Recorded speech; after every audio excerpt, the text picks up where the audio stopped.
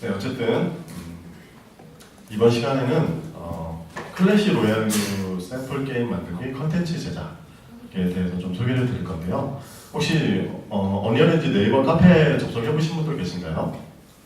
네, 거기 보시면 이 샘플 컨텐츠가 올라와 있는데요. 그거를 어떻게 이걸 가지고 어떻게 만드는지, 그리고 이 게임을 만들 때 아트 컨텐츠 어떻게 만드는지 언리얼 엔진에서 그거를 좀 설명을 드릴 거예요. 자, 그래서 지금 보시는 게 이게 목차고요. 이번 세션에서 소개드릴 내용들이고요. 먼저 배경 제작하는 것부터 시작해서 그다음에 이제 피지컬 베이스드 렌더링이 어떤 건지 좀 간단히 설명을 드리고, 그다음에 이제 피지컬 베이스드 렌더링이 맞는 아트 컨텐츠를 어떻게 만드는 게 좋은지에 대해서 좀 설명을 드릴 거고요. 그다음에 배경 컨텐츠를 최적화하는 방법 좀 알아보고, 그다음으로 마지막으로 캐릭터 언리얼 엔진에 어떻게 넣는지 이거 좀 보여드리도록 하겠습니다. 혹시 피지컬 베이스드 렌더링이라고 들어보신 분 계신가요? 예, 많이 계시네요. 네, 그러면은 바로 진행을 해보도록 할게요. 자, 먼저 이제 배경 만들기를 시작에 앞서서 저희는 언리얼 엔진은 레벨 에디터라는 거를 제공을 하고 있습니다. 이 레벨 에디터라는 게 있는데요. 보시면 한번 에디터를 띄워볼게요.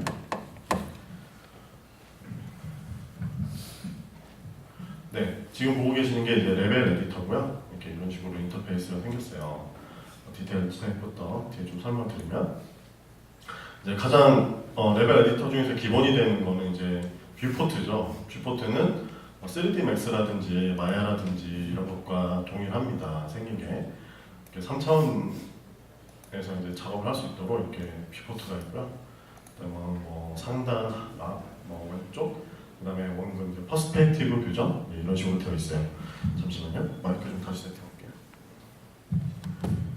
네, 이렇게 되어 있습니다. 그래서 좀 더 이제 살펴보면 왼쪽 상단에 보면 모드라는 게 있어요. 이쪽에 모드라는 게 있는데, 여기서 뭐를 하냐면은 뭐 이제 언리얼 엔진에서 제공하고 있는 기본적인 기능들, 뭐 라이트부터 시작해서 카메라, 뭐 볼륨 이런 것들을 여기서 다 끌어다가 레벨을 배치할 수 있고요. 그다음에 버텍스 페인팅을 이용해가지고 레벨을 좀 더 이쁘게 만든다거나, 뭐 텍스처 블렌딩을 한다거나 이런 거 쓰고요. 그다음에 뭐 랜드스케이프라고 해서 지형 만들 때 쓰는 툴이 여기서 제공을 하고 있고, 네, 폴리지라고 해서 이제 풀 같은 거 만들 때 이걸 이용해서 폴리지 툴을 이용해서 풀 같은 거를 풀이나 나무 같은 걸 여기서 만들 수 있고요. BSP라고 해가지고 지오메트리 편집기라고 있는데, 이걸 이용해서 뭐 FPS 게임이라든지 아니면 게임 월드 만들기 전에 목업 작업을 한다거나 이럴 때 사용할 수 있는 기능이 이렇게 제공하고 있습니다. 그래서 이런 게 있다는 걸 알아두시면 좋을 것 같고요. 그 다음으로 이제 중요한 게 월드 아웃라이너라는 게 있습니다. 이게 뭐냐면은 지금 보시면 뷰포트에다가 나중에 컨텐츠를 레벨을 여기다 이제 컨텐츠를 레벨에다 배치를 할 건데, 뷰포트에다가 거기 배치하는 것들이 여기서 이제 쭉 나와요. 현재 레벨이 가지고 있는 그러니까 액터들이죠. 액터들이 어떤 것들이 있는지 쭉 나오게 됩니다. 그래서 보시면 뭐 파티클 이펙트부터 시작해서 뭐 블루프린트, 스태틱 메시 뭐 이런 것들이 쭉 나오고요. 이런 걸 보시고 레벨에 어떤 것들이 배치되어 있는지 확인을 하면서 작업을 하시면 되고요. 그래서 이런 월드 아웃라이너라는 게 있다는 걸 알아주시면 좋을 것 같고요. 그리고 이제 디테일 패널이라고 있는데, 레벨에 액터를 배치하시면 그 액터를 선택했을 때 바로 이 디테일 패널이 활성화가 됩니다. 그러면 그 활성화된 디테일 패널에서 트랜스폼부터 시작해서 뭐 렌더링이라든지 액터라든지 머티리얼 뭐 넣는다, 뭐 오버라이드 하는 거라든지 이런 것들을 다 하실 수가 있어요. 그래서 디테일 패널이라는 게 이런 게 있다는 걸 알아두시면 좋을 것 같고요. 자, 그 다음으로 이제 중요한 게 컨텐츠 브라우저라는 게 있습니다. 이게 뭐 하는 거냐면은, 그러니까 뭐 아트 컨텐츠뿐만 아니라 뭐 사운드, 뭐 그다음에 이펙트, 모든 그러니까 게임을 만들 때 사용하는 모든 컨텐츠를 이 컨텐츠 브라우저라는 거에서 관리를 하는 거예요. 그래서 한번 볼까요? 또 한번 보죠. 이게 지금 바로 컨텐츠 브라우저라는 건데, 컨텐츠 브라우저는 여기 상단에 보면은 컨텐츠라는 게 있어요. 이걸 눌러주시면 이 컨텐츠 브라우저는 이렇게 활성화가 되고요. 이 컨텐츠 브라우저는 이렇게 보시면 히어라키가 있고요. 여기서 이제 뭐 폴더를 쭉쭉쭉 추가해서 뭐 배경, 이펙트, 사운드 이런 식으로 나눠서 이제 히어라키를 만드시고, 거기 이제 컨텐츠를 가져오시면 이런 식으로 컨텐츠가 보여요. 그래서 뭐 일반적으로 컨트롤 키를 눌러서 드래그 드롭 하면은 사이즈가 이렇게 변경이 되고요. 그다음에 뭐 예를 들어서 컨텐츠 브라우저 같은 경우에 또 장점 중에 하나가 저희는 사실 에픽게임즈는 게임을 직접 만드는 개발사잖아요. 엔진만 만드는 게 아니라 게임도 실제 개발을 하다 보니까 개발자들이 필요한 요소들을 많이 추가를 해요. 그런 것들 중에 하나가 바로 이런 뭐 썸네일 편집 모드라든지 이런 게 있습니다.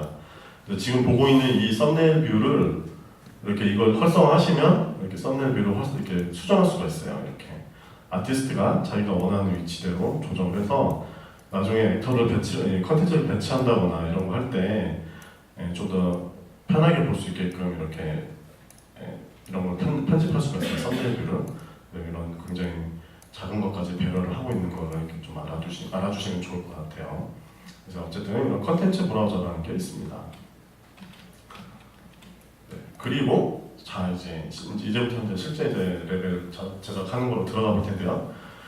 먼저 프로젝트를 세팅을 할 때 제일 먼저 하는 게 뭐죠? 바로 유닛 셋업을 하는 게 가장 제일 먼저 하는 거죠.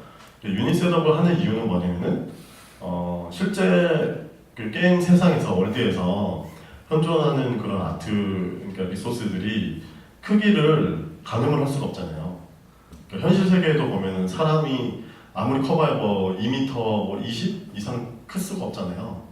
그렇죠? 그리고 건물 같은 경우는 아파트 같은 경우 한 층에 9m 이런 식으로 일반적으로 이렇게 그런 높이라는 게 있잖아요. 사이즈라는 게 있잖아요.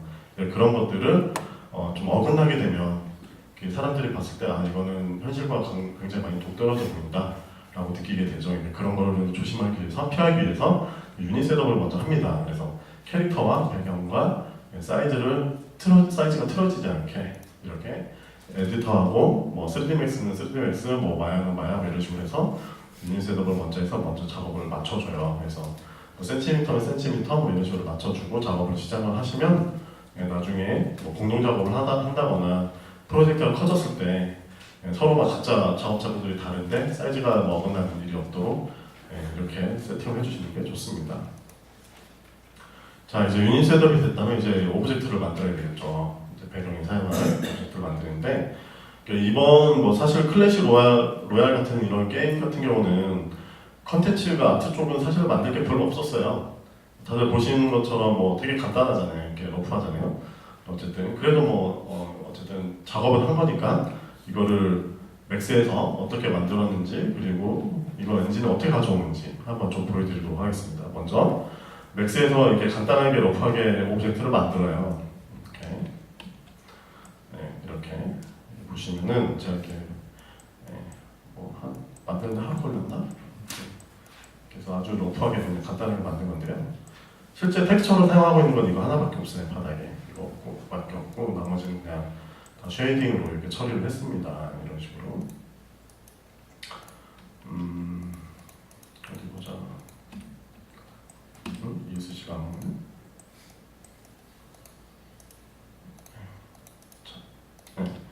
이런 식으로 오브젝트를 3dmax나 마야에서 만들었다고 치면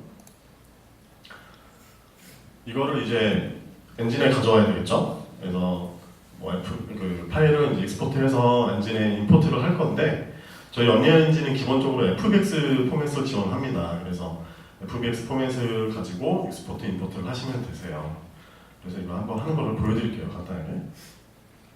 예를 들어 이렇게 작업 끝났다 그러면 익스포트를 합니다. 익스포트를 지금 만든 레벨에 이 오브젝트니까 셀렉트 오브젝트를 해서 예를 들어서 폴더 하나 만들까요?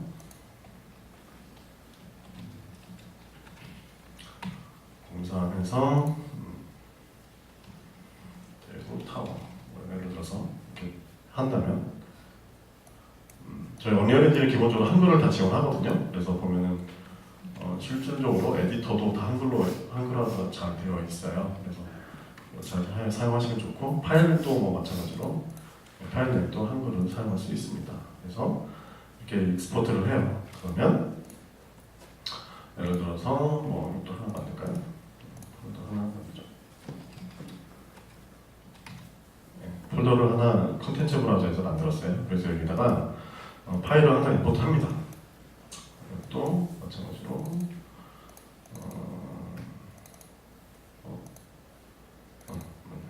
아닌데 대구타워.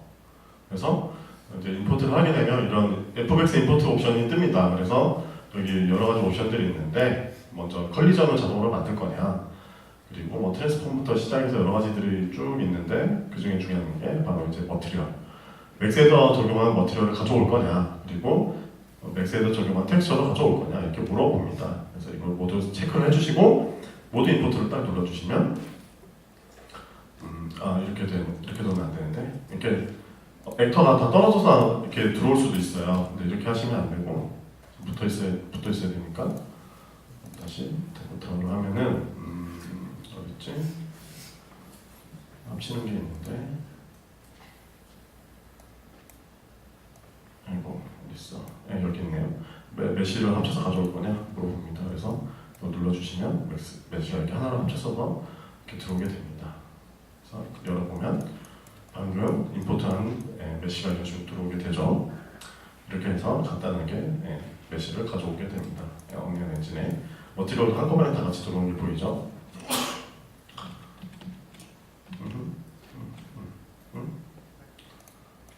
네. 자, 이제 그 다음으로 이제 메시를 가져왔으면 메시에다가 이제 색깔을 입혀야 되잖아요. 머티리얼을 만들게 되는데 뭐 기본적으로 이제 맥스에서 만든 머티리얼이 들어오기 때문에 그 머티리얼에서 작업을 좀 해주시면 돼요. 이런 식으로. 그래서 일단 보죠. 그래서 예를 들어서 빨간색 머티리얼이 이렇게 들어왔다. 그러면 제가 텍스처를 쓰지 않았기 때문에 기본적으로 이렇게 색깔만 들어옵니다. 그럼 여기서 뭐 예를 들어서 러프니스라든지 메탈릭이라든지 뭐 이런 것들 넣을 수가 있어요. 넣어가지고 이렇게 효과를 여러 가지로 만드실 수가 있죠. 이렇게 뭐 이런 식으로 해서 만들어 주시면 여기에 바로 이렇게 적용이 되는 거예요. 이렇게 지금 반사가 되죠. 러프니스가 먹어서 어쨌든 이런 식으로 머티리얼을 만들어 주시면 되고요.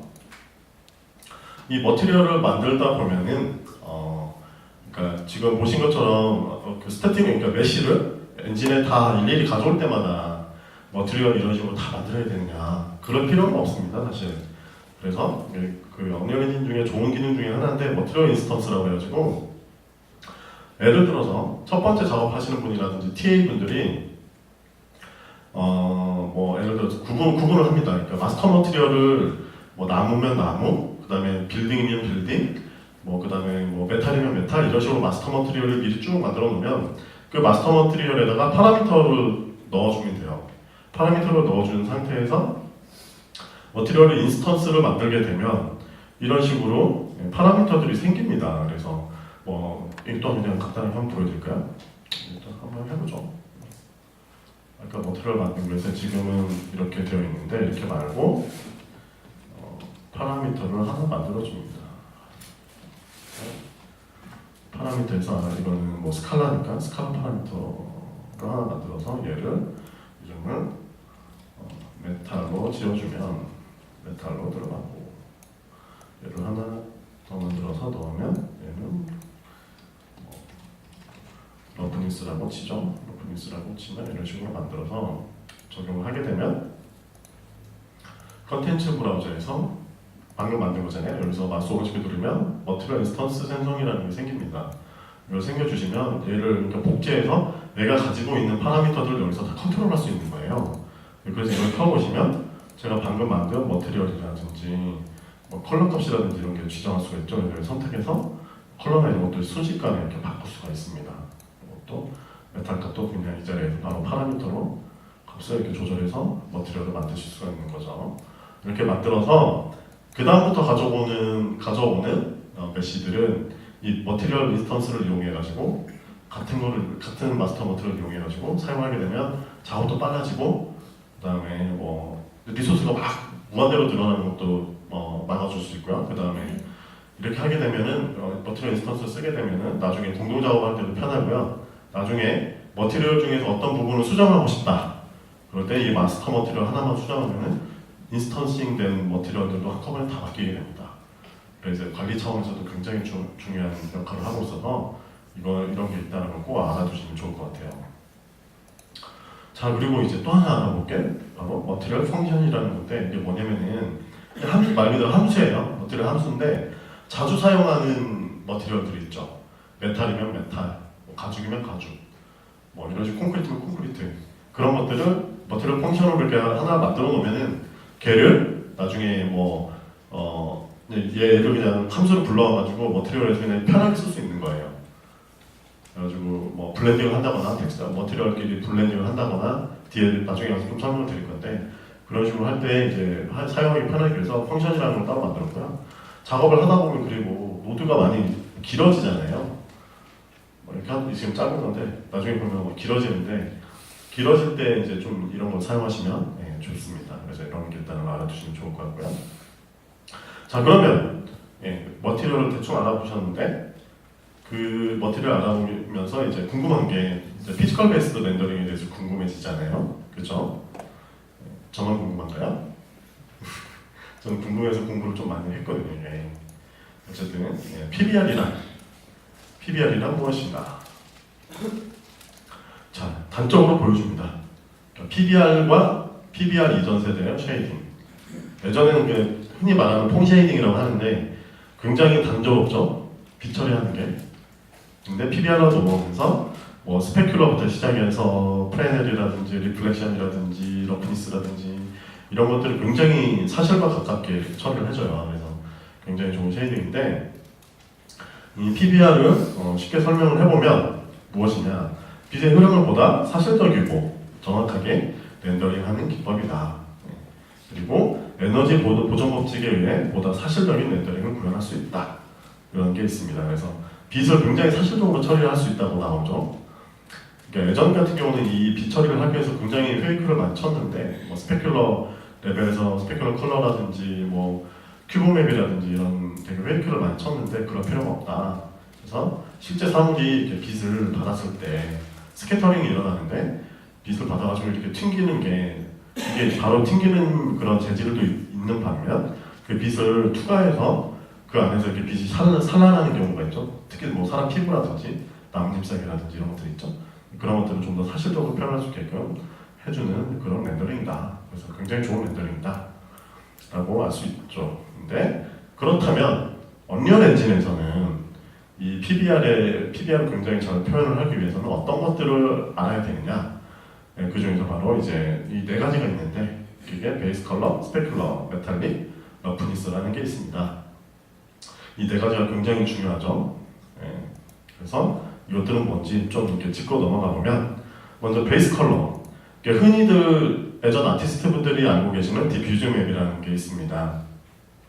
근데 디퓨즈 맵 텍스처는 다들 아시겠지만 텍스처에다가 빛이라든지 명암이라든지 뭐 앰비언트 오클루전이라든지 이런 것들을 합성해서 텍스처를 굉장히 지저분하게 만들었죠.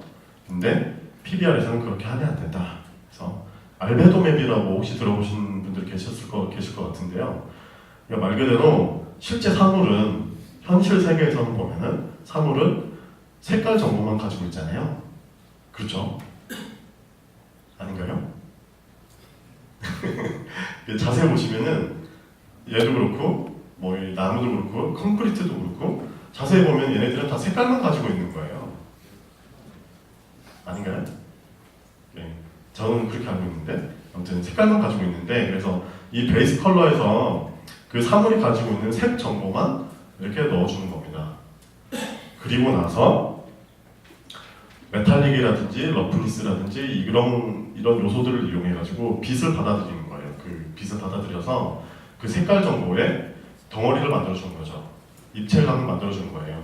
그러니까 그러니까 빛나는 부분이라든지 명암이라든지 이런 것들을 노멀맵이나 이런 걸 이용해서 만들어주는 건데, 그 중에서 이제 지금 보고 계시는 건 메탈릭이라는 건데, PBR의 가장 큰 장점 중에 하나입니다. PBR에서는 메탈릭을 굉장히 사실적으로 만들어줄 수가 있는데, 이거 그냥 지금 뭐라고 하셨나요? 지금 그러면 이제 다시 진행해서 메탈릭을 한번 이거 머티리얼을 한번 만들어 볼까요? 만들어 보죠. 이거를 새 레벨 하나 만들어서 예를 들어서 여기서 머티리얼 하나 만들어 보죠.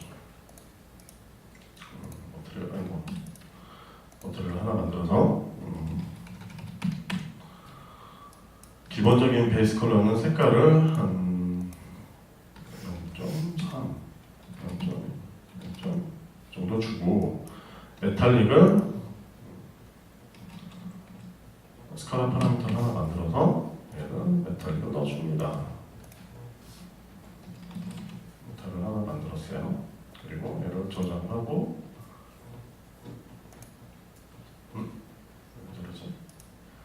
머티리얼 인스턴싱 하나 만든 다음에 엔진 컨텐츠에서 스태틱 메시를 하나 만들고 얘를 구체로 하나 레벨에 배치합니다. 배치를 하고 그 다음에 제가 방금 만든 인스턴스 모델을 적용합니다. 적용을 해서 얘를 열어주면 지금 메탈 0인데 얘를 1로 올려주면 메탈 질감이 나오죠. 상수값으로 최대 1까지밖에 적용이 안 돼요. 여기다가 예를 들어서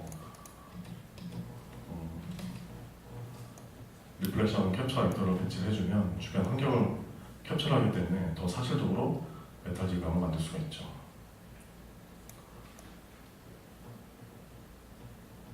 그렇죠? 메탈 질감이 확 생겼죠, 바로. 자, 그리고 이제 그 다음으로 알아볼 게 바로 스페큘러라는 겁니다. 이게 사실 스페큘러 같은 경우는 PBR 이전에는 굉장히 중요한 요소였습니다. 스페큘러 아티스트 분들이 스페큘러 레벨하고 스페큘러 컬러 이 두 가지 요소를 이용해 가지고 실제 비 처리를 하기 위해 캐릭터나 배경 어셋에 사실적인 빛 처리를 하기 위해서 이 두 가지 요소를 이용해 가지고 텍스처를 만들어서 사용을 했죠. 빛을 처리를 했죠. 페이크로. 근데 PBR에서는 그럴 필요가 없다. 메탈릭하고 베이스 컬러 이런 것들을 이용해서 왜냐하면 메탈릭과 베이스 컬러 이런 것들을 이용해서 엔진에서 자동으로 생성을 해줍니다. 그래서 이 스페큘러 부분은 아티스트 분들이 따로 만드실 필요가 없어요. 손대실 필요가 없어요. 엔진에서 알아서 해주기 때문에. 저기 혹시 뒤에 저희 사운드가 좀 이상한데 좀 확인 좀 해주세요. 그래도 띠띠띠띠 튀는 소리가 나거든요. 그렇죠? 괜찮으세요? 뒤에 분들? 아, 네. 저만 들리나 보네. 죄송합니다. 네. 그 다음에 이제 러프니스. 네. 저만 들릴까요? 러프니스는 뭐냐면은 그냥 표면의 거칠기를 표현해주는 겁니다. 그러니까 아까 말씀드린 대로 알베도 매미라든지 베이스 컬러를 이용해서 사물의 색깔 정보만 입혀주면 이 러프니스라는 그러니까 거칠기도 표면 거칠기 텍스처를 만들어가지고 표면의 질감을 만들어주는 겁니다. 그래서 이 러프니스는 질감이라고 제가 설명을 드렸는데 거칠기 그 표면 거칠기에 따라서 이렇게 빛이 산란되는 게 틀려요. 그래서 이 러프니스 값이 이렇게 바뀔수록 이게 표면 그러니까 렌더링이 달라지는 게 보이는데 이거를 한번 엔진에서 만들어 보죠.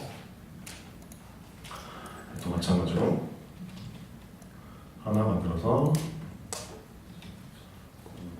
러프니스라고 치고 그 다음에 얘를 닫고 컨텐츠 브라우저에서 러프니스 텍스처를 아무거나 한번 될만한 텍스처를 찾아가지고 넣어볼게요.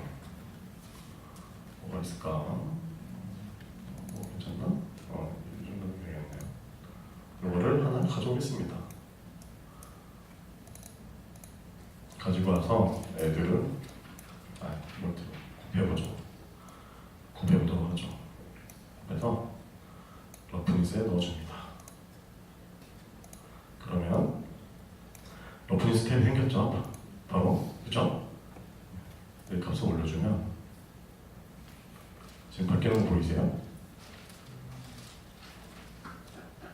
보이죠? 얘대로 해볼까? 그냥 더 해볼까요? 사실 곱하면 안 되긴 하는데 세게 보여드리려고 사실 1까지만 되는 게 맞습니다. 보이죠? 굉장히 사실적인 이런 질감을 만들 수가 있어요. 네, 네. 프로젝트는 좀 더 까맣게 보이네요. 여기는 좀 더 하얗게 보이는데. 아무튼 이런 식으로 러프니스를 이용해서 질감을 만들어주는 거예요. 거칠게 펴면은 이런 걸 할 수 있다는 걸 알아두시면 좋을 것 같습니다. 그 다음으로 이제 프레넬이라는 게 있는데, 프레넬 효과라고도 하죠. 프레넬이 사실상 그러니까 PBR 이전에는 이걸 프레넬 효과를 만들기 위해서 굉장히 페이크로 TA나 뭐 프로그래머 분들이 쉐이더로 막 많이 짰었죠. 이거를. 네, 그렇게 할 필요가 없다. 언리얼 프로에서는 이 프레넬 효과를 굉장히 아주 간단하게 사실적으로 표현할 수가 있습니다. 노드 몇 개만으로도. 네, 그러니까 이런 게 프레넬은 굉장히 사실적으로 표현할 수 있다는 걸 알아두시면 좋을 것 같고요. 그리고 리플렉션, 반사 강도가 높을수록 확산 산란 강도가 낮아진다고 되어 있는데, 이게 무슨 말이냐면은 에너지 보존 법칙에 의해서 리플렉션 값이 굉장히 사실적으로 보이는 거예요. 그래서 언리얼 엔진 4에서 PBR에서는 이 리플렉션 역시 마찬가지로 굉장히 아주 그냥 간단하게 이 리플렉션 처리를 할 수가 있습니다. 예전에는 막 큐브맵 쓰고 막 이런 식으로 해서 막 굉장히 많이 페이크로 많이 했는데 그럴 필요가 없어요. 아까 보시면 리플렉션 캡처 하나만 배치해도 주변 환경을 이렇게 반사하는 걸 볼 수가 있죠. 이렇게 해서 예를 들어서 얘를 복사를 하면은 얘를 가져오면 바로 이렇게 지금 복사하는 게 보이죠? 바로 리플렉션 얘가 움직였구나. 움직여야 되는데 바로 처리돼서 보이는 게 볼 수가 있습니다. 이런 식으로 리플렉션도 굉장히 사실적으로 표현할 수 있다는 거 있고요. 그래서 이제 이 요소들이 다 만나면 어떠냐?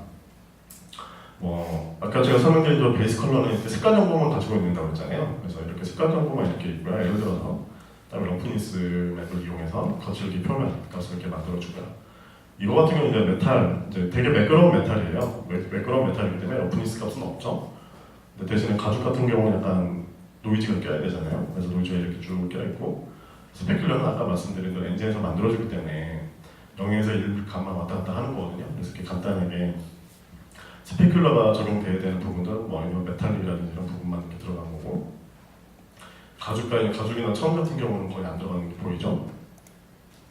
그리고 리플렉션도 굉장히 사실적으로 만들어주죠. 마치 터미네이터에서 액체 로봇처럼. 그리고 메탈릭, 그러니까 쇠 질감을 만드는데 이것도 역시 마찬가지로 0에서 1까지 메탈이 강할수록 메탈릭이 더 사실적으로 보여야 되는 부분은 총이잖아요. 이런 부분은 하얗게 되고, 얼굴이라든지 가죽이라든지 천 같은 경우는 메탈릭 요소가 없잖아요. 그런 재질이 없잖아요. 그래서 이런 것들은 까맣게 보이는 겁니다. 그래서 이런 것들이 다 합쳐지면 이렇게 굉장히 사실적인 렌더링을 할 수 있다. 저희 언리얼 엔진 그 런처에 보시면 포토리얼스틱이라고 해가지고 이 얼굴도 보실 수가 있어요. 이 캐릭터가 이제 파라곤이라는 게임의 팀 블러스터라는 캐릭터인데, 이런 어쨌든 이 요소들이 다 합쳐지면 이렇게 사실적인 렌더링이 가능하다라는 걸 알아주시면 좋을 것 같습니다. 자, 그러면 PBR에 대해서 대충 알아봤는데 PBR에 맞는 아트 컨텐츠는 어떻게 만들어야 되느냐, 이것도 궁금하잖아요. 그래서 알아봤습니다. 어떻게 되느냐? 먼저 이 피지컬 베이스 쉐이딩이죠. 머티리얼을 만들기, 컨셉 컨텐츠를 만들기 전에 재질이 금속인지 비금속인지부터 먼저 설정을 하는 게 가장 좋아요. 왜냐면은 PBR은 금속을 굉장히 사실적으로 잘 표현해주기 때문에 잘 해주는 부분은 먼저 이렇게 분리를 하는 게 좋은 거예요. 그래서 금속이 아닌 부분, 가죽이라든지 도자기라든지 플라스틱이라든지 전해체라고 하죠. 금속 전도체, 이런 식으로 두 가지 분류를 해서 재질을 만들어주시면 굉장히 좋습니다. 자, 그리고 가장 궁금하실 것 같은데 베이스 컬러 텍스처는 어떻게 만드나 대체. 예전 방식이죠. 이거는 디퓨즈 텍스처 이런 식으로 만들었잖아요. 예전에 PBR 이전에. 근데 이제는 이렇게 만들어야 된다 라는 거예요. 이렇게 명암 부분이 굉장히 이렇게 들어가 있죠. 빛 처리도 거의 없고요. 근데 이것만 봐서는 잘 모르겠다. 그러면 하나 더 준비했습니다. 바로 이렇게 만들면 안 되는 거예요. 이렇게 만들면 PBR에 언리얼 엔진 4에 넣어보시면 되게 안 예쁘게 나올 거예요. 해보시면 알겠지만 이렇게 명암이라든지 빛 처리되는 부분이 하나도 없습니다. 그래서 히스토그램을 보면 이런 식으로 그래프가 이렇게 나와 있는데 이렇게 하면 안 되고 이런 식으로 나와야 됩니다. 그래서 베이스 컬러 만드실 때 꼭 참고를 하시고요. 그리고 지금 시간이 이제 다 됐거든요. 그래서 한 10분 정도 쉬었다가 다음 세션 바로 이어가도록 하겠습니다. 그다음에 이제 러프니스 맵을 잘 제작하는 방법이 어떤 방법이 있는지에 대해서 소개를 하고 있는데요.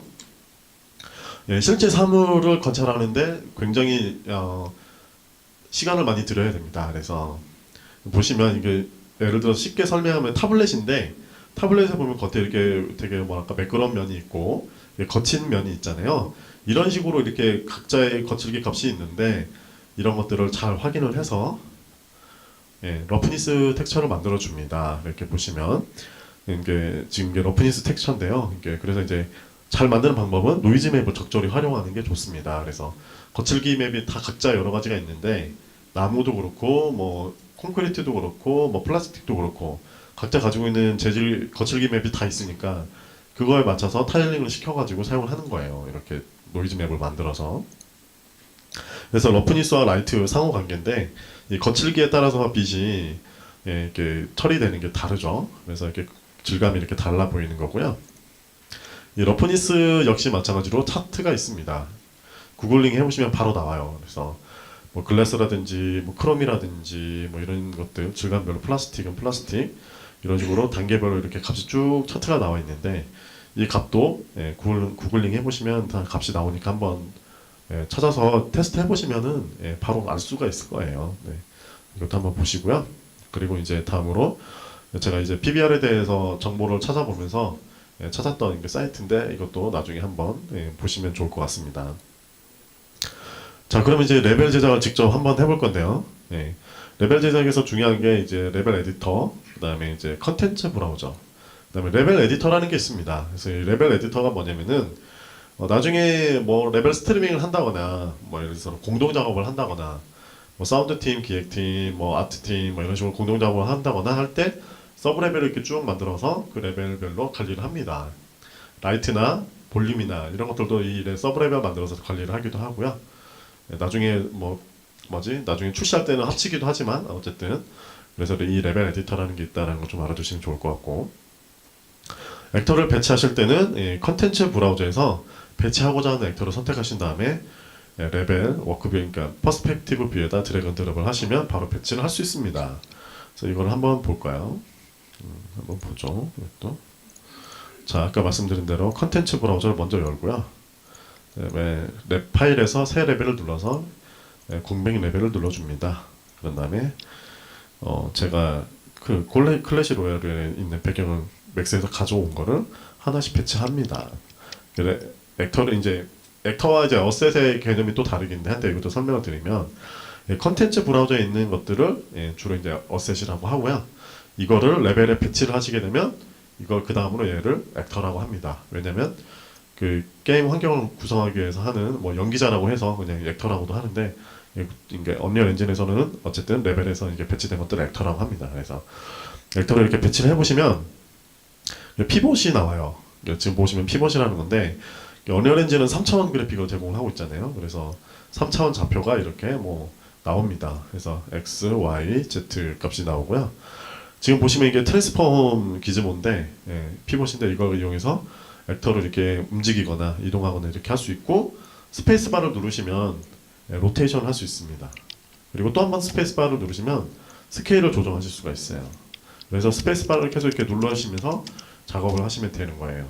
그리고 이제 이 액터를 선택하시면 디테일 창이 활성화가 되는데 맥스에서 지금 0점에 맞춰서 작업을 다 했거든요. 보시면 0점에 맞춰서 다 작업을 했기 때문에 액터를 가져와서 0점에 맞췄습니다. 위치를. 그다음에 다른 액터 가지고 와서 이것도 마찬가지로 0점에 맞춰주고, 얘도 0점에 맞춰줍니다. 다른 애들도 0점에 맞춰줘요. 이렇게 맞춰주고, 나무도 역시 마찬가지로 0점에 맞춰줍니다. 펜스도 0점에 맞춰주고요. 자, 그 다음에 이제 타워를 넣을 건데요. 타워는 이렇게 드래그 앤 드롭해서 배치를 합니다. 그런 다음에 위치에 맞게끔 로테이션을 하죠. 그리고 여기서 중요한 게 이제 이 액터를 여기다 복사를 할 건데요. 복사를 할 때는 액터를 선택한 다음에 Alt 키를 눌러서 드래그 앤 드롭을 하시면 이렇게 복사가 돼요. 이렇게 복사가 됩니다. 그리고 한 가지 배치할 때 팁을 드리자면 액터를 막 이렇게 작업을 하다 보면 카메라가 막 엉뚱한 데 가 있어요. 이렇게. 그래가지고 제가 있는 데를 가고 싶은데 갈 수가 없어서 카메라로 그냥 이 뭐지? 키보드로 노가다 뛰면서 막 열심히 이렇게 가시잖아요. 네, 저는 이런 경우 많았는데 네, 다들 그런 경험이 없으신가 봐요. 그럴 경우는 어떻게 하느냐? 이게 보시면 여기 월드 아웃라이너라는 게 있잖아요. 여기서 가고자 하는 액터를 선택을 해서 네, 그 키보드 F키를 눌러주시면 이렇게 그 액터가 있는 곳으로 딱 카메라가 줌인이 됩니다. 이렇게 참 좋죠. 저는 되게 좋은데 아무튼 네 그런 다음에 이런 게 있고요. 그다음에 액터를 예를 들어서 얘네들을 복사를 해야 되는데 저쪽에다 넣어야 되잖아요. 근데 얘네들을 한 일일이 다 선택하려면 복잡하잖아요. 귀찮잖아요. 네, 뭐 그럴 때는 같은 액터들은 선택한 상태에서 Shift 2키를 누르시면 같은 액터들이 한꺼번에 이렇게 선택이 돼요. 그리고 나서 얘를 Ctrl G키를 누르시면 그룹이 됩니다. Shift G를 누르면 그룹이 해지되고요. 그룹을 해서 선택을 하면은 그 다음부터 계속 이렇게 합쳐져 있어요. 그래서 복사를 합니다. 그런 다음에 또 배치 툴 중에 하나인 미러링 기능을 한번 이용해 보겠습니다. 지금 녹색이 Y축이잖아요. Y축으로 하면 미러링을 할 건데 액터를 선택하고 마우스 오른쪽을 눌러보시면 트랜스폼이라는 게 있어요. 그래서 Y축으로 미러링하면 액터가 이렇게 미러링이 됩니다. 이래서 이런 식으로 배치를 하시면 돼요. 네, 한 3분 만에 그냥 레벨이 다 완성됐네요. 배치가 완성됐네요. 이런 식으로 작업을 하시면 되고요. 자, 그 다음으로 이제 라이팅 작업을 할 건데요. 언리얼 엔진에서는 라이팅 여러 가지가 제공을 하고 있는데 그 중에서 먼저 디렉셔널 라이트라는 게 있습니다. 이게 뭐냐면은 현실 세계에서는 저희 태양계는 태양이 딱 하나 있잖아요. 그렇죠? 주광이 되는 라이트를 바로 이 디렉셔널 라이트를 이용해서 처리를 합니다. 이게 어디 있냐면은 이쪽에 보면은 라이트라는 부분이 있는데 디렉셔널 라이트가 여기 있습니다. 얘를 드래그 앤 드롭해서 배치를 합니다. 근데 지금 색깔이 그림자가 안 나오는데 왜 그러냐면 지금 라이팅 제외이기 때문에 그렇죠. 그래서 라이팅 포함 눌러주시면 라이팅 값이 이렇게 나옵니다. 그러면 이렇게 빛 처리가 딱 되죠. 방향을 이렇게 틀 수 있고요. 값도 라이트 값도 조정할 수 있고 그 다음에 라이트 색깔도 이렇게 조정할 수 있습니다. 아주 간단하게. 근데 보다 보니까 되게 뭔가 지옥 같네요. 네, 여기다가 스카이를 한번 넣어볼게요. 스카이는 저희 기본적으로 엔진 컨텐츠에 가보면 있어요. 그래서 평소에는 이렇게 꺼져 있는데 여기 밑에 컨텐츠 브라우저 밑에 뷰 옵션을 보시면 엔진 컨텐츠라는 게 있어요. 이걸 표시를 눌러주시면 엔진 컨텐츠가 나오고요. 여기서 스카이를 검색해 보시면 이렇게 스카이 스페어가 나옵니다. 그래서 얘를 드래그 앤 드롭해서 복사를 붙여넣기 해서 레벨에 배치를 해주시고요. 그러면 이제 스카이가 딱 냈죠. 이제 지옥에서 천당으로 바로 바뀌었죠. 네, 이런 식으로 하시면 되고요. 그 다음에 이 디렉셔널 라이트에는 보통 모빌리티가 여러 가지가 있는데 이 모빌리티가 뭐냐면 이 속성이에요. 그래서 보시면 스태틱 세 가지 모빌리티를 제공하고 있는데 스태틱, 스테이셔너리, 무버블이라는 게 있습니다. 스태틱은 그러니까 라이트맵 베이크를 할 때 그림자를 그냥 라이트맵 베이크를 해주는 거고요. 스테이셔너리는 베이크되는 그림자도 제공을 하고 그러니까 실시간으로 움직이는 다이나믹 섀도우도 제공을 합니다.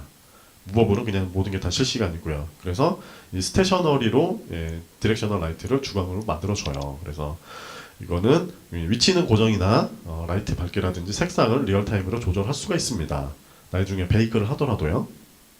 그리고 이 스테이셔너리 라이트 같은 경우는 섀도우가 4개 이상 겹치지 않도록 주의를 해야 됩니다. 4개 이상 겹치면 이게 안 돼요. 렌더링이 안 돼요. 그래서 이거 주의를 해주시고요.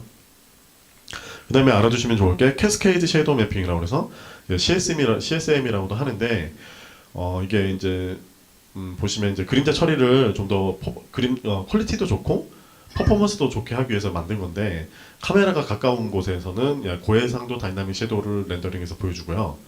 중간에 있는 거는 저해상도 다이나믹 섀도우를 렌더링을 해주고 멀리 있는 건 그냥 스태틱 섀도우로 그냥 보여줍니다.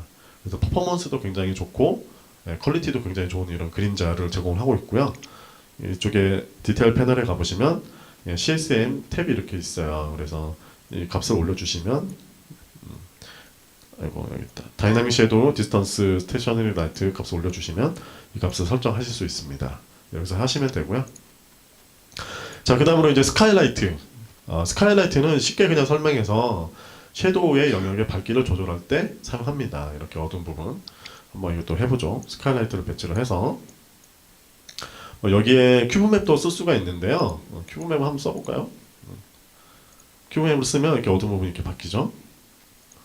예, 그쵸? 그래서 얘를 값을 올려주면 예, 어두운 부분, 안부 부분을 이렇게 조절해 주실 수 있습니다. 이렇게 이런 식으로 조절할 수 있고 색깔도 역시 마찬가지로 넣을 수 있어요. 이렇게 해서 스카이라이트로 어두운 부분을 이렇게 좀 처리를 해줄 수가 있고요. 예, 기본적으로 얘도 마찬가지로 모빌리티는 세 가지를 제공하는데 주로 많이 쓰는 게 이제 스태틱하고 스테이셔너리를 사용을 하죠. 스태틱 같은 경우는 이 스카이라이트 값을 베이크를 해서 사용합니다. 그래서 모바일에서도 사용을 할 수가 있고요. 예, 스테이셔너리 같은 경우는 벤트노멀에 의해서 방향성 있는 오클루전을 베이크를 해줍니다. 그래서 지금 업솔되어 있을 때 벤트노멀 때 값이 다르게 보이죠. 이 값들이. 예, 그래서 이런 게 있다라는 걸 알아두시면 좋을 것 같고. 그 다음에 이제 포인트 라이트. 포인트 라이트나 이제 스포트 라이트 같은 경우는 분위기를 만들 때 사용합니다. 그래서 이제 보통 스태틱으로 모빌리티 스태틱으로 해서 라이트맵 베이크를 할 때 사용하는데 언리얼 엔진 같은 경우는 그 뭐죠? PBR을 피지컬 베이스드 렌더링을 착용을 해서 사용하고 있긴 하지만 디퍼드 렌더링이라고 해가지고 라이팅을 맨 마지막에 다 처리를 해서 렌더링을 해가지고 예, 하는 방식이 있어요. 그래서 라이트를 스태틱 라이트 같은 경우는 아무리 많이 배치를 해도 부하가 걸리지 않습니다. 생각보다 예, 그런 게 있다는 거 알아두시고요. 그래서 포인트 라이트를 한번 배치를 해볼게요. 예, 배치를 해보면 지금 스태틱으로 바꾸고 예, 컬러를 예를 들어서 그래서 빨간색으로 했다. 값을 올리면 막 이렇게 올려요. 예, 제가 나중에 보여드릴 게 있어가지고 일부러 하는 건데 이따 보시면 아하 그랬구나라는 걸 알게 되실 겁니다. 예, 나중에 보여드릴게요. 어쨌든 이런 식으로 라이트를 이렇게 배치를 해요. 그리고 보니까 얘는 파란색인데 얘도 파란색이네. 얘는 한번 바꿔볼게요. 얘도 색깔을 이렇게 쉽게 바꿀 수가 있습니다. 그러면 이렇게 빨간색이 됐죠. 네, 어쨌든 이렇게 하시는 거고요. 그래서 이제 라이트를 배치를 했기 때문에 이제 라이트 맵을 한번 만들어 보도록 하겠습니다. 네, 베이크를 해가지고 라이트 맵을 만드는 거죠. 네, 라이트 맵을 만들기 위해서는 먼저 스태틱 메시에 라이트 맵 좌표가 있어야 됩니다. 그래서 스태틱 메시에 이제 라이트 맵 좌표가 있는데 처음에 스태틱 메시를 엔진에 가져올 때 자동으로 만들게 할 수도 있고 뭐 맥스나 마야 같은 데서 라이트 맵 좌표를 만들어서 가져오기도 합니다. 그렇게 가져와서 이제 라이트 매스라는 걸 이용해서 라이트 맵을 베이크를 할 건데요. 기본적으로 글로벌 일루미네이션이라고도 하는데 GI를 베이크하기 위해서 이 라이트 매스를 사용하는데 이 라이트 매스 옵션이 또 있습니다. 여기 세팅해 보시면 월드 세팅이라는 게 있어요. 이 월드 세팅에 가보시면 이 라이트 매스 옵션이 있는데 이 중에서 다 알 필요는 없고 중요한 것만 몇 가지 알아보면 라이팅 바운스라는 게 있습니다. 이게 뭐냐면 현실 세계에선 빛이 이게 딱 떨어지면서 바닥이 튕기면서 거기서 끝나는 게 아니잖아요. 그 바닥을 튕겨서 옆에 있는 물건이라든지 사물이라든지 벽이라든지 이쪽으로 빛이 튕기잖아요. 그리고 또 거기에 맞아서 또 다른 데로 튕기고 빛이 이렇게 막 튕기면서 GI가 생성되잖아요. 그렇죠? 글로벌 일루미네이션이 생기잖아요. 그 빛을 몇 번 튕기게 할 거냐 그 옵션을 처리하는 겁니다. 그래서 뭐 예를 들어서 뭐 이렇게 5나 뭐 10이나 20이나 뭐 이런 식으로 올려주고요. 그 다음에 인바이러먼트 컬러를 조정할 수가 있습니다. 이 전반적인 이제 분위기를 색깔 컬러를 조정할 수가 있어요. 이렇게 너무 어둡다 싶으면 이거 올려주시면 되고요. 그 다음에 알아두시면 좋을 게 디퓨즈 부스트라는 게 있는데 이게 뭐냐면은 그 빛이 튕길 때 거기에 부스트를 넣는 거나 마찬가지예요. 같은 효과예요. 그래서 이걸 넣어주시면 좀 더 뽀샤시하게 베이크를 할 수 있습니다. 그래서 얘를 베이크를 하면은 빌드 메뉴에 보시면 빌드가 있어요. 이 빌드를 눌러주시면 라이트를 빌드를 하게 됩니다. 그래서 다시 이쪽으로 넘어가 보면 빌드를 하게 되면 이 수암 에이전트라는 게 있어요. 이 수암 에이전트가 활성화가 되면서 라이트 맵을 베이크를 하게 됩니다. 이게 왜 벌써 켜졌지? 나중에 켜져야 되는데. 네, 이렇게 수암 에이전트라고 해서 이게 켜져서 빌드를 하는 거예요. 그래서 지금 빌드가 벌써 끝난 거예요. 지금 액터밖에 없어가지고. 이게 뭐냐면은 혹시 렌더팜이라고 들어보셨나요? 네, 렌더팜이랑 같은 거예요. 빌드팜이라고 저희는 얘기를 하는데 그거를 가능하게 해주는 역할을 합니다. 이게. 그래서 보시면 세팅창에 보시면은 같이 일하시는 동료분들 있죠. 동료분들 PC를 여기에 붙일 수가 있어요. 그런 다음에 빌드를 하게 되면 그 동료분들이 일을 못 하게 됩니다. 네. CPU를 다 가져다 쓰니까요. 근데 사실 CPU를 얼마나 가져다 쓸 건지 세팅도 할 수 있어요.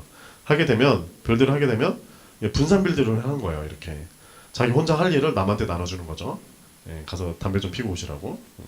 이렇게 쭉 나눠서 이렇게 분산 빌드를 합니다. 그 다음에 다 빌드를 끝나고 나서 합쳐줘요. 합쳐주게 되면 어디 갔지? 이렇게 빌드가 끝납니다. 보시면 지금 그림자가 베이크 되는 게 보이시죠? 베이크 된 게. 여기 보시면 쉽게 알 수 있어요. 얘를 그룹이 되어 있네요. 그룹을 끄고 움직여 보면 빌드가 깨지죠? 사라지고 생기고 이런 식으로 해서 라이트 맵을 빌드를 하시는 겁니다. 이렇게 해서 사용하시면 돼요. 자, 이제 그 다음으로 이제 알아볼 게 리플렉션. 이게 제가 아까 리플렉션 되게 사실적으로 만들 수 있다고 그랬는데 이 리플렉션을 사실적으로 만들 수 있는 방법이 리플렉션 캡처 액터라는 게 있습니다. 이 액터를 이용해서 주변에 있는 사물을 캡처를 해요. 이런 식으로 주변을 한번 이것도 보죠. 어떻게 하는지 보여드리도록 하겠습니다. 일반적으로 이렇게 그냥 쉐이더로 만들어서 반사를 하게끔 만들었는데 이게 물이에요. 제가 만든 물입니다. 거울 같지만 아무튼 그래서 여기서 모드 창에 보시면 리플렉션이라고 검색해 보시면 이렇게 두 개가 나오는데요. 구체가 있고 박스 형태가 있습니다. 그래서 구체 형태 벡터를 레벨에 이렇게 배치를 하시면 레벨의 벡터가 이렇게 배치가 되고요. 기즈모를 좀 사이즈를 줄여보면 자 이쪽으로 한번 가져와 볼까요? 가져와 보면 주변 환경을 캡처하는 게 보이시나요? 네, 이런 식으로 주변 환경을 캡처를 합니다. 그래서 이걸 이용해서 반사광이 필요한 것들은 이렇게 배치를 해주는 거예요. 이렇게 그러면 얘가 주변에 있는 거를 이렇게 캡처를 합니다. 그래서 리플렉션이 굉장히 사실적으로 보이죠. 그래서 이제 리플렉션 인바이로먼트라고도 하는데 이거를 하실 때 보시면 오브젝트를 단순한 모양의 위에다 투영을 하는 형태라서 실제 오브젝트를 정확하게 반사를 하지는 못합니다. 이게 무슨 말이냐 하면 얘가 가지고 있는 게 지금 이 기즈모 형태로 캡처를 하는 거잖아요. 주변 환경을. 그러니까 이렇게 정확하진 않다. 정확하게 반사를 하는 건 아닙니다. 그리고 평평하거나 매끄러운 표면에는 노멀 맥과 러프니스를 이용해서 리플렉션을 흐트려주면 좋습니다. 또 이게 무슨 말이냐? 그냥 이게 사용하게 되면 리플렉션이 이렇게 약간 뭉툭하게 캡처가 됩니다. 리플렉션이 주변 환경이. 그러나 여기다 러프니스 값을 좀 적용을 해주면 이렇게 부드럽게 처리할 수 있다. 이런 팁이 있습니다. 알아두시면 좋을 것 같고요. 자, 그런 다음에 이제 리플렉션을 어떻게 하면 효과적으로 배치할 수 있느냐? 그건 어떻게 하시냐면은 레벨 전체에다가 리플렉션 캡처 벡터 하나를 크게 하나 배치합니다. 이렇게 주변 환경을 다 캡처할 수 있는 것들을 하나 이렇게 배치해서 지금 바뀌는 게 보이죠? 안 보이나? 지금 바뀌는 게 보이죠? 네, 이런 식으로 하나 배치하시고 물 웅덩이나 거울이나 메탈릭이 많이 들어가는 요소들 중간중간에 주변 환경을 잘 캡처해야 되는 것들 있잖아요. 그런 것들은 이렇게 중간중간 하나씩 배치를 해주는 거예요. 이런 식으로 하면 굉장히 효과적으로 리플렉션을 만들어 주실 수 있습니다. 그리고 화면 입자 모양이 반사가 거슬리면 포스트 프로세스에서 SSR을 꺼주시면 이거를 이거 거슬기를 꺼줄 수 있습니다. 근데 이제 반사가 불가능해지겠죠. 자, 그 다음에 환경 세팅. 환경 세팅이 뭐냐? 쉽게 예를 들어서 설명을 하자면 되게 예쁘신 여자분이 계세요. 화장을 안 해도 쌩얼인데 되게 이뻐요. 근데 거기다가 화장까지 하면 훨씬 이뻐지겠죠? 그죠? 아닌가요? 아무튼 이 레벨도 마찬가지예요. 그러니까 후처리라고도 하는데 포스트 프로세스 이펙트가 없으면은 그냥 생 맵이 있는 거예요. 그래서 지금 보시면 되게 지금 생으로 되어 있잖아요. 그쵸? 아무것도 없는 상태죠. 여기에다가 포스트 프로세스 이펙트를 한번 넣어보도록 하겠습니다. 포스트 프로세스 볼륨을 배치를 하시면 이렇게 볼륨이 생성이 되고요. 이 볼륨을 이렇게 키워주시면 이 볼륨 안에 들어갔을 때만 이펙트가 발생을 하고요. 그게 좀 귀찮다, 그냥 레벨 전체에 넣고 싶다 이러시면 디테일 패널에서 포스트 프로세스 볼륨 세팅이라는 곳에서 언바운드를 선택을 해주시면 됩니다. 그러면 크기와 상관없이 레벨 전체에 적용이 돼요. 자, 그런 다음에 이제 몇 가지 기능들만 한번 살펴보자면, 먼저 오토 익스포저라는 게 있습니다. 이제 노출값을 조절하는 건데, 얘를 딱 키우면 예, 천당을 만들 수 있어요. 그리고 반대로 넣으면 지옥을 만들 수도 있습니다. 네. 되게 뽀샤시해지죠. 네. 이런 것들이 있고요. 이런 게 있다는 거 알아주시면 좋을 것 같고, 그 다음에 블룸. 예, 많이들 사용하시는데, 이 블룸 값도 이렇게 올려주시면 예, 천당을 더 천당같이 만들 수 있습니다. 네.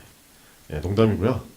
이 블룸 값을 어떨 때 쓰냐면은 그 레이저 빔이라든지 그 다음에 광선검이라든지 네온 사인 같은 거 있잖아요. 그런 거 같은 경우 보면은 그 네온의 빛이 약간 발광해야 되잖아요. 네, 그럴 때 사용하는 겁니다. 그 값을 증폭해 주는 거예요.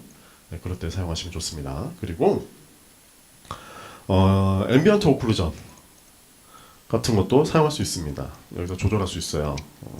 네, 보시면 지금 지아이가 이쁘게 먹었네요. 제가 라이팅 세팅을 너무 잘했나 봐요. 아무튼 인텐시티 값을 조정해 보시면 레이디어스 조절하고 하면은 앰비언트 오클루전 값도 이렇게 조절할 수가 있죠. 예, 기본적으로 이런 것들을 예, 포스트 프로세스 이펙트에서 하실 수 있고요. 네, 그 다음으로 이제 대기 값을 만들기 위해서 포그를 사용합니다. IT 포그를 사용하죠. 여기서 역시 마찬가지로 포그를 검색해 보면 주로 사용하는 게 여기 있는 보시면 하이트 포그를 많이 사용하죠. 하이트 포그를 드래그 앤 드롭 하면 이렇게 배치를 할 수 있고요. 이 값을 올려주면 이렇게 포그가 활성화가 되고 포그의 컬러를 조절하실 수도 있습니다. 이렇게 조절하실 수 있고요. 그 다음에 뭐 폴오프부터 시작해서 오파시티 값도 조절할 수 있고 가장 중요한 스타트 디스턴스를 설정할 수 있습니다. 어느 거리에서부터 포그가 시작하게 될 거냐 라는 걸 지정할 수가 있어요. 포그가 바로 앞에서부터 생기면은 이상하잖아요. 그래서 이 값을 조정 이렇게 하시면 됩니다. 이걸 이용해서 대기 값을 만드시면 돼요. 그 다음으로 중요한 게 바로 이 라이트매스 임포턴스 볼륨이라는 겁니다. 지금까지는 이제 레벨 예쁘게 만드는 거에 대해서는 좀 알아봤고, 실질적으로 이제 게임을 만드는데 필요한 요소들이죠. 레벨에. 이게 뭐냐? 인다이렉트 라이팅 캐시를 죄송합니다. 만들어주는 역할을 하는 겁니다. 이게 어떻게 사용하는 거냐면, 스태틱 메시들 같은 경우에는 이렇게 라이트 매스로 빌드를 하게 되면 GI가 먹잖아요. 그쵸? 근데 그게 이제 움직이는 액터들, 스켈레탈 메시라고도 하는데 그런 액터들에는 GI가 안 먹습니다. 라이트가 안 먹어요. 그래서 이거를 움직이는 액터들한테 적용을 하기 위해서 간접광을 만들어주는 거죠. 그래서 라이트 매스 임포턴스 볼륨을 배치를 하고 베이크를 하면은 베이크 하기 전에 이렇게 까맣게 나오는데 베이크를 하면 이렇게 환경에 맞는 이 값이 적용이 됩니다. 이것도 한번 볼까요? 눈으로 직접 봐야죠. 이것도 라이트 매스 임포턴스 볼륨이라는 게 있습니다. 이거를 레벨에 이렇게 배치를 해요. 그런 다음에 레벨 크기에 맞게 키워줍니다. 근데 이 라이트 매스 임포턴스 볼륨은 무조건 크게 만든다고 좋은 게 아니에요. 인다이렉트 라이트 캐싱 값을 가지게 되는 거기 때문에 캐릭터가 다니는 영역에만 크기를 만들어줘요. 그런 다음에 빌드를 하게 되면 지금 빌드가 끝났네요. 다 됐어요. 그런 다음에 여기 보시면 표시라는 게 있어요. 표시를 눌러서 시각화에 가보시면 볼륨 라이팅 샘플이라는 게 있습니다. 이거 딱 켜져요. 그러면 이게 점들이 쭉 생기죠? 이 점들의 각자의 이제 그 뭐랄까 간접광, 인다이렉트 캐시를 가지게 되는 겁니다. 그래서 이걸 어떻게 확인하느냐? 캐릭터를 한번 놔보겠습니다. 스켈레탈 메시를 하나 놔볼게요. 레벨에다가 배치를 해볼게요. 이렇게 얘를 켜보겠습니다. 켜볼게요. 보면은 얘가 이제 스켈레탈 메시라서 사실 이렇게 베이크된 라이트가 적용이 안 돼야 되는 게 사실 맞잖아요. 그쵸? 네. 여기 보시면 라이트가 없죠? 근데 여기 보시면 빨간 거는 제가 스태틱으로 해서 라이트 맵을 구웠잖아요. 그죠? 얘한테 가까이 오면은 얘가 적용이 돼요. 보이시나요? 멀리 가면 없고 가까이 오면은 빨갛게 적용이 되죠? 그죠? 네. 이럴 때 사용하는 거예요. 나중에 횃불이라든지 이런 거 놓을 때 빨간색 불을 라이트를 놓잖아요. 그럴 때 이제 캐릭터가 인다이렉트 캐시가 있으면은 주변에 갔을 때 이렇게 빨간색 영향을 받는 겁니다. 주변광을, 간접광을 받는 거예요. 이게 꼭 이걸 사용하셔야 되고요. 자, 그 다음에 컬리전. 예, 충돌 처리할 때 사용을 하는 거죠. 예, 기본적으로는 이제 언리얼 엔진에서는 스태틱 메시에서 컬리전을 생성해서 하기도 하고요. 그 다음에 블러킹 볼륨을 이용해서 레벨의 배치를 하기도 합니다. 그래서 예, 스태틱 메시를 보면은 이렇게 보시면 얘한테 컬리전에 보시면 이렇게 단순하게 박스 형태의 컬리전을 이렇게 만드실 수도 있고요. 얘를 블러킹 볼륨을 이용해서 레벨에서 캐릭터가 가지 못하는 것들을 영역을 여기서 이렇게 키워가지고 예, 만드실 수도 있는 거예요. 그래서 얘가 이렇게 해놓으면 얘가 캐릭터가 여기를 갈 수가 없어요.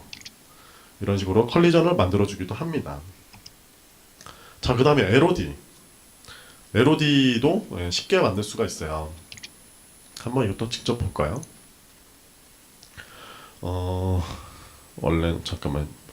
그 스태틱 메시 디테일 이거 에디터를 여시면 여기 보시면 지금 적용 일단 해보고 예, 보시면 일반 세팅에 보시면 그게 있습니다. 그 어디지? 아, 이게 아니구나. 네, 일반 세팅에 보시면 어디 갔지? 날라갔네? 아, 여기 있네요. LOD 세팅이 있어요. LOD 세팅에 가보시면 LOD 개수가 있습니다. 그래서 LOD를 몇 개를 만들 거냐 해서 변경 내용 적용을 하게 되면 예, LOD가 이렇게 생깁니다. 그래서 LOD 생기는데 여기다가 퍼센티지로 트라이앵글을 조절하실 수가 있어요. 이렇게 어느 정도 크기로 예, 사이즈로 조절할 거냐 해서 변경 내용을 적용하면은 LOD 레벨 1로 했을 때 제가 베이스에다가 제가 해버렸네요. 하게 되면 LOD가 이렇게 바로 적용을 해줍니다. 이렇게 해서 레벨에 배치를 하시면 이거를 최적화 뷰 모드에서 LOD 배색으로 보시면 적용이 안 됐구나. 이렇게 보시면 어디 갔지?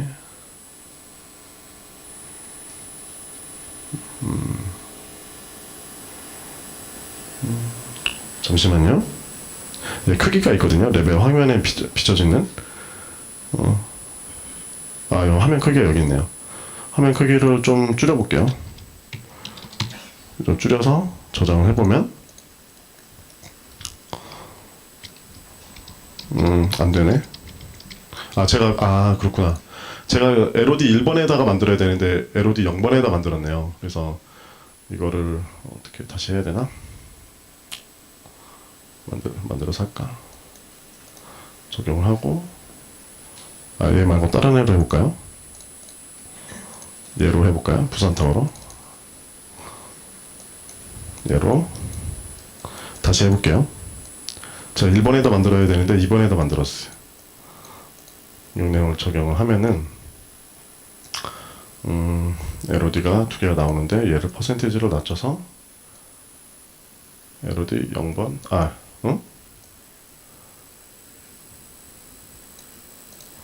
LOD 1번이 어디 갔지? 네? LOD 섹션이요? 여기 있네요. 예. 그래서 제가 LOD 1번 여기서 제가 퍼센티지를 줄여가지고 적용을 하면은 LOD 1번에서는 베이스는 이렇게 있는데 1번에서는 이렇게 없잖아요. 이렇게 적용을 해서 저장을 한 다음에 얘를 예를 들어서 배치를 하게 되면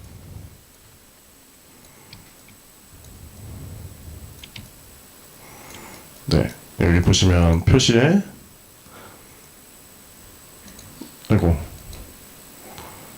이게 아닌데 여기서 보시면 최적화 뷰 모드에서 LOD 배색이라는 게 있는데 크기를 안 정했구나. 네, 화면에 보여지는 크기를 지정하실 수가 있어요. 그래서 자동 계산을 끄시고 화면에 어느 정도 크기로 보이게 할 거냐 지정을 해줍니다. 저장을 해주면 LOD 배색 옵션 최적화 뷰 모드에서 보시면 여러 화면에서 이렇게 볼 수가 있어요. LOD가 바뀌는 거를. 그죠? 바뀌죠, 이렇게? 네, 이런 게 있습니다. 네, 그래서 이런 걸 있으니까 좀 알아두시면 좋을 것 같고요. 네, 심폴리곤 없어도 쉽게 LOD를 만들 수가 있어요. 자, 이제 그런 다음에 이제 최적화 레벨 최적화하는 부분에 있어서 어떤 것들이 있는지 좀 알아보자면, 사실 LOD도 최적화 부분 중에 하나죠. 제일 먼저 하는 게 이제 레벨의 상태가 어떤지를 알아봐야 되잖아요. 그래서 제일 먼저 하는 게 바로 여기 창에 보시면 통계라는 툴이 있습니다. 통계라는 툴을 열어보시면 이 레벨 상태가 어떤지 한눈에 볼 수가 있어요. 이렇게 액터가 몇 개가 배치되어 있고, 이렇게 볼 수가 있죠. 가장 많이 배치된 액터를 이렇게 선택해 보시면, 네, 컨텐츠 브라우저를 갈 수도 있고, 액터를 선택해 보시면 액터가 어떤 건지 이렇게 딱 선택해서 보여줍니다. 이런 통계 툴이 있고요. 그다음에 최적화 뷰 모드라고 해서 보시면 뭐 라이트맵 밀도부터 시작해서 라이트맵 복잡도, 그다음에 뭐 와이어프레임, 그다음에 쉐이더 복잡도 이런 것들이 있고요. 이런 뷰 모드를 이용해서 아티스트 분들이 하시는 최적화로 작업을 하시는데, 디테일하게 넘어가면 드로우 쿨을 줄이기 위해서 액터들을 이렇게 합치는 작업을 하잖아요. 그렇죠? 그런 거 하실 때는 개발 툴에 보시면 액터 병합이라는 게 있습니다. 이걸 이용하시면 합치고자 하는 액터를 선택하신 다음에 이걸 눌러주시면 액터를 합쳐주는데, 기본적으로 스태틱 메시는 다 합쳐주고요. 그 다음에 라이트 맵도 역시 마찬가지로 합쳐서 아틀라싱 해줍니다. 그리고 베이스 컬러라든지 노멀 맵이라든지 이런 것들도 합쳐서 아틀라싱해서 만들어줍니다. 그래서 이렇게 만든 거를 맥스나 마야 같은 데 가져가서 보이지 않는 부분을 지워주시면 되는 거죠. 그런 식으로 해서 드로우를 줄이시면 되고요. 쉐이더 복잡도 모드라고 해가지고 이렇게 보시면 이제 뷰 모드로 있는데, 일단 볼까요? 최적화 뷰 모드에 보시면 쉐이더 복잡도라는 게 있어요. 그래서 이렇게 보시면 그래프가 옆에 밑에 있는데 녹색으로 갈수록 되게 가벼운 거예요. 이게 제가 쉐이더를 되게 잘 만든 거죠. 이게 빨간색에서 하얀색으로 갈수록 굉장히 무거운 쉐이더가 되는 겁니다. 그래서 이런 무거운 쉐이더가 만약에 발견됐다 그러면 걔를 선택하고 쉐이더에 들어가서 머티리얼 여셔가지고 위에 보시면 통계라는 게 있어요. 이 통계를 눌러주시면 여기에 텍스처 샘플러부터 시작해서 버텍스 쉐이더 어느 정도의 인스트럭션을 쓰고 있는지 한눈에 볼 수 있습니다. 그래서 이걸 보시면서 쉐이더를 쳐 나가는 거예요. 필요 없는 것들 좀 지운다거나 그런 식으로 해서 최적화를 하시면 되고, 그 다음에 액터 라이트맵 해상도라는 게 있는데, 이게 뭐냐면은 라이트맵을 베이크를 하잖아요. 베이크를 하면은 내가 어느 정도 해상도로 라이트맵이 베이크 되는지 모르잖아요. 그럴 때는 이 최적화 뷰 모드에서 라이트맵 밀도를 눌러줍니다. 그러면 이렇게 체커가 지금 보이죠? 이 체커가 크면 클수록 이제 라이트맵이 해상도가 낮은 거고, 이렇게 체커가 복잡하면 복잡할수록 라이트맵 해상도가 높은 거예요. 그래서 얘 해상도가 너무 높다. 그럼 얘를 선택하셔서 디테일에서 라이트맵을 검색해 보시면 여기 보면 오버라이드 라이트맵 레졸루션이 이렇게 뜹니다. 그래서 이거 선택을 하셔가지고 이 값을 좀 뭐 예를 들어서 30 이렇게 낮춰주시면 체커가 낮아지죠. 이런 식으로 해서 메모리 전략을 하는 겁니다. 이렇게 하시면 되고요. 그 다음에 이제 컬 디스턴스라고 해서, 그러니까 흔히 알고 계시는 컬링 처리를 하는 걸 하는데요. 이건 어떻게 하냐면 레벨에서 이것도 역시 마찬가지로 컬 디스턴스 볼륨을 배치를 할 수가 있습니다. 컬 디스턴스 볼륨을 배치를 해서 자 이제 컬링을 하고자 하는 액터를 들어올 수 있게끔 배치를 합니다. 네. 그런 다음에 여기 마찬가지로 여기서 컬 디스턴스 세팅해 보시면 플러스 할 수 있는 거 있어요. 엘리먼트로 추가를 할 수가 있어요. 그래서 추가를 해보시면 사이즈가 있고 컬 디스턴스 값을 조정할 수가 있는 게 있는데, 이 사이즈를 어떻게 아느냐면 액터 사이즈예요. 이게 뷰포트를 이제 다른 뷰포트로 바꾸신 다음에 뭐 예를 들어서 앞이나 옆에 이렇게 가셔서 마우스 가운데 버튼 눌러가지고 드래그 앤 드롭을 하시면 액터의 크기를 볼 수 있습니다. 지금 보면 이게 타워가 300 정도 되네요. 400 정도 되네요. 그러면 대략 한 200 정도 되는 액터를 거리로 한 1200 정도부터 컬링을 처리하겠다. 안 되네요. 네. 게임 모드가 꺼져 있어서 그렇습니다. 제가 못한 게 아니에요. 네. 알파벳 G를 눌러주시면, 키보드에서 G를 눌러주시면 컬링 처리가 됩니다. 이렇게. 네, 이렇게 되는 거예요. 그러니까 멀리 있는 것들은 이렇게 컬링 처리해가지고 네, 좀 최적화 하시면 되고요. 네, 그 다음에 이제 텍스처 LOD 바이어스라는 게 있는데, 이게 뭐냐면 아티스트 분들이 텍스처를 처음에 작업하실 때 이제 욕심이 이제 텍스처 사이즈를 크게 만들잖아요. 예쁘게 만들고 싶어서. 근데 나중에 이제 패킹할 때 텍스처 사이즈를 이게가 너무 커가지고 용량을 좀 줄이고 싶다. 그럴 때 일일이 다 포토샵에서 줄여서 가져올 필요 없으시고 그냥 텍스처 더블 클릭 해보시면 디테일 텍스처 에디터가 뜨거든요. 거기 보시면 디테일 패널이 있어요. 거기 보시면 LOD 바이어스라는 게 있습니다. 여기서 숫자를 뭐 1, 2나 2나 3 이렇게 이런 식으로 올려주시면 임포트된 사이즈가 현재 1024라고 지금 이 텍스처가 나오죠. 근데 지금 LOD 바이어스를 숫자 1을 넣어주시면 디스플레이드 되는 게 512로 줄어듭니다. 숫자 1이 갈수록 2의 배수로 이 텍스처가 줄어드는 거예요. 이렇게. 그래서 2를 눌러주시면 256이 되겠죠. 이런 식으로 세팅을 해주시면 나중에 패킹할 때 이 현재 적용한 이 사이즈로 텍스처가 패킹이 됩니다. 예, 이런 게 있다는 거 알아두시면 좋을 것 같고요. 그 다음에 이제 배경은 대충 여기까지 알아봤고요. 그 다음에 캐릭터는 어떤 식으로 엔진에 가져오느냐. 먼저 모델링을 이런 식으로 하겠죠. 예, 그 다음에 이제 리깅도 하고요. 그런 다음에 이렇게 만든 캐릭터는 어떻게 엔진에 가져오느냐. 예, 캐릭터 같은 경우는 제가 아까 설명드린 대로 스태틱 메시가 아니죠. 스켈레탈 메시라고도 하는데 이건 어떻게 하느냐 이것도 한번 보여드리도록 하겠습니다. 엔진을 어떻게 가져오는지. 예를 들어서 이런 난쟁이가 있어요. 드워프죠. 얘를 한번 가져가 보도록 하겠습니다. 역시 마찬가지로 캐릭터도 FBX를 지원합니다. 그래서 FBX로 가져가는데 부산 짱맨이라고 하고요. 대구라고 칠 뻔했네. 죄송합니다. 그래서 부산으로 이렇게 캐릭터를 쫙 가져가서 컨텐츠 브라우저에 가서 테스트 3번에서 제가 한번 다시 임포트를 해보도록 하겠습니다. 이 캐릭터를 부산 짱맨 해서 가져오시면 아까 스태틱 메시랑 다르게 스켈레탈 메시가 되죠. 그렇죠? 이게 활성화가 되죠. 그 다음에 이제 스태틱 메시도 활성화가 되고요. 그 밖에 이제 다른 것들을 보시면 이제 머티리얼하고 텍스처 역시 가져올 거냐 똑같이 물어봅니다. 모두 임포트를 하면은 좀 기다려 보시면 이제 부산 짱맨이 이렇게 들어옵니다.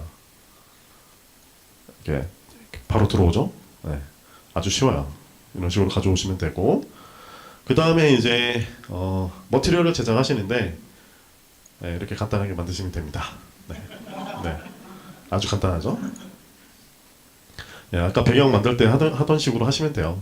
네, 네, 아주 쉽죠. 아무튼 텍스처도 마찬가지로 PBR에 맞게끔 텍스처를 이렇게 만들어 주십니다. 예, 베이스 컬러부터 시작해서 노멀 맵, 마스크 맵 이런 식으로 만드는데 이게 지금 무슨 맵인지 궁금하죠? 예, 얘는 분명 살색인데 파란색이잖아요. 이게 뭐냐면은 그러니까 뭐라지 머티리얼을 블렌딩할 때 쓰는 건데 그러니까 마스크 맵이라고도 하죠. 예, 가급적 텍스처를 만들 때 개별 오브젝트 위주보다 예전에는 오브젝트 위주로 나눠서 머티리얼을 만들었잖아요. 텍스처도 그렇고. 근데 그러기보다는 재질 위주로 만들어라. 이게 무슨 말이냐면은 뭐 스킨이면 스킨, 뭐 가죽이면 가죽, 메탈이면 메탈 이런 식으로 재질 위주로 나누는 거예요. 이렇게 이 나누는 역할을 하는 게 바로 이 채널 맵입니다. 그래서 텍스처 한 장에다 채널별로 빨간색, 뭐 그린, 뭐 그다음에 뭐 블루 이런 식으로 나눠서 질감별로 나누는 거죠. 그래서 이거는 메탈, 이거는 가죽, 뭐 이런 식으로 나누는 겁니다. 그러니까 나눠가지고 만들어서 아까 설명드렸던 머티리얼 펑션 기억나시죠? 머티리얼 에디터에서 그 머티리얼 펑션에다가 얘네들 그 채널 맵을 이용해서 블렌딩을 하는 거예요. 네, 뭔지 알겠죠? 네. 얘는 메탈, 얘는 가죽. 머티리얼 펑션을 불러다가 얘를 가지고 마스크 맵을 이용해서 블렌딩을 해서 넣는 거죠. 그러면 이렇게 멋진 캐릭터를 만들 수가 있어요. 네, 그렇습니다. 자, 그 다음에 애니메이션은 어떻게 임포트 하느냐 이것도 한번 보여드리도록 하겠습니다. 애니메이션도 좀 다르거든요. 해보신 분들은 다 아시겠지만 이런 식으로 때리는 그 애니메이션이 있어요. 드워프가 이거를 한번 익스포트 해보도록 하겠습니다. 이것도 역시 마찬가지로 FBX를 이용해서 하고요. 겁나 아프게 아니 엄청 아프게 때리기 딱 해서 여기서 이제 주의할 게 익스포트를 눌러보시면 애니메이션 탭을 이렇게 활성화 해주시면 베이크 애니메이션이라는 게 있습니다. 베이크 애니메이션을 선택해 주시면 얘가 가지고 있는 프레임을 0에서 지금 26프레임까지 있는데 26프레임까지 베이크를 해서 넣겠다, 익스포트 하겠다라는 거거든요. 이 상태에서 OK를 눌러줍니다. 그러면 다시 이 컨텐츠 브라우저에 돌아와서 여기서 이제 다시 임포트를 해줘. 엄청 아프게 때리기 눌러줍니다. 그러면 그래서 주의할 게 바로 이제 스켈레톤이라는 부분인데요. 이 스켈레톤이 뭐냐면은 뼈예요. 얘가 가지고 있는 뼈대. 그래서 어떤 뼈에다가 이 애니메이션을 넣겠냐라고 물어보는 겁니다. 그래서 지금 제가 부산 짱맨을 가져왔잖아요. 얘에다 넣고 싶다라고 선택을 해주면 그냥 이렇게 됩니다. 예, 드로프 애니메이션 바로 들어왔죠? 이런 식으로 애니메이션 시퀀스를 추가를 하시는 거예요. 그래서 쭉 애니메이션 쭉 생기면 그걸 가지고 나중에 작업을 이제 이어서 하는 거죠. 그래서 제가 준비한 건 여기까지입니다. 감사합니다.